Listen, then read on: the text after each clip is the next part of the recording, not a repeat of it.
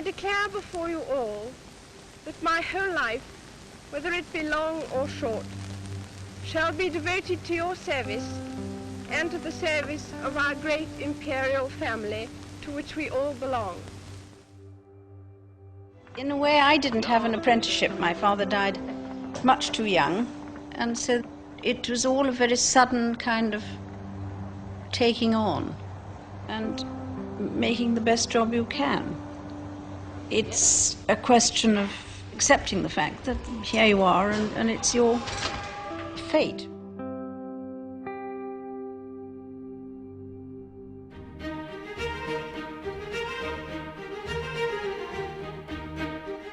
And what a genuinely warm welcome she got everywhere she went. 1,000-mile round-the-world tour to the far-flung domains of the Commonwealth, the first made by a reigning monarch.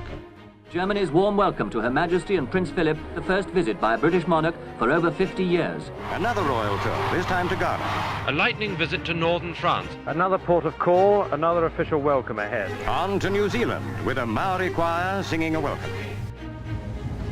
I don't think you can stay in London all the time. You have to visit other parts of the country to either find out what's going on or try and encourage people in different areas, some of which have unemployment, some of which have new factories.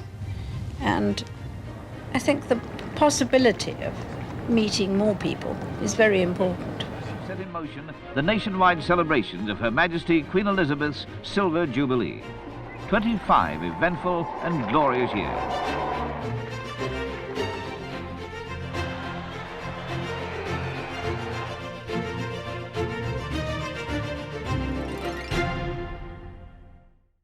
"1992 is not a year on which I shall look back with undiluted pleasure. In the words of one of my more sympathetic correspondents, it has turned out to be an annus horribilis." 3 of her married children all having marital difficulties in the space of a matter of months, and then a fire in Windsor Castle, somehow almost suggesting a kind of divine justice being meted out on the House of Windsor, quite literally the House of Windsor. I sometimes wonder how future generations will judge the events of this tumultuous year. There can be no doubt, of course, that criticism is good for people and institutions that are part of public life. No institution, city, monarchy, whatever, should expect to be free from the scrutiny of those who give it their loyalty and support, not to mention those who don't. But we are all part of the same fabric of our national society, and that scrutiny by one part of another can be just as effective if it is made with a touch of gentleness, good humour, and understanding. This is BBC Television from London. Diana, Princess of Wales, has died after a car crash in Paris. The French government announced her death just before 5 o'clock this morning. In a statement, Buckingham Palace said, "The Queen and the Prince of Wales are deeply shocked and distressed by this terrible news. Normal programmes have been suspended while we bring you the latest news and reaction." Diana, Princess of Wales, has died. Now we go live to Buckingham Palace for a tribute from Her Majesty the Queen. What I say to you now, as your Queen and as a grandmother, I say from my heart. First, I want to pay tribute to Diana myself. She was an exceptional and gifted human being. In good times and bad, she never lost her capacity to smile and laugh, nor to inspire others with her warmth and kindness. Queen and Duke of Edinburgh coming out now. The Golden Jubilee coincided with another difficult year for the Queen, because in 2002 both the Queen Mother and Princess Margaret died, so it was a difficult time in many ways for her.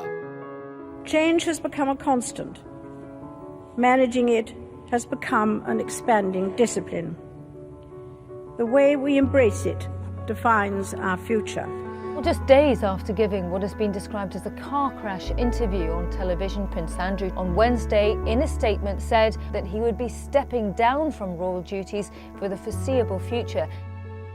Tonight, Oprah's interview with the Duke and Duchess of Sussex. Accusations of racism at the heart of the royal family could represent an existential threat for this ancient institution. A statement was released on behalf of the Queen. The issues raised, particularly that of race, are concerning. While some recollections may vary, they are taken very seriously and will be addressed by the family privately. Harry, Meghan and Archie will always be much loved family members. The outbreak of coronavirus is now undeniably a global crisis and is now officially a pandemic. While we have faced challenges before, this one is different. This time we join with all nations across the globe in a common endeavour. We will succeed, and that success will belong to every one of us. We should take comfort that while we may have more still to endure, better days will return. We will be with our friends again. We will be with our families again. We will meet again. It is with deep sorrow that Her Majesty the Queen has announced the death of her beloved husband, His Royal Highness, the Prince Philip, Duke of Edinburgh. He is someone who doesn't take easily to compliments, but he has quite simply been my strength and stay all these years. And I and his whole family, and this and many other countries, owe him a debt greater than he would ever claim, or we shall ever know. When I was 21, I pledged my life to the service of our people, and I asked for God's help to make good that vow. Although that vow was made in my salad days when I was green in judgment, I do not regret nor retract one word of it.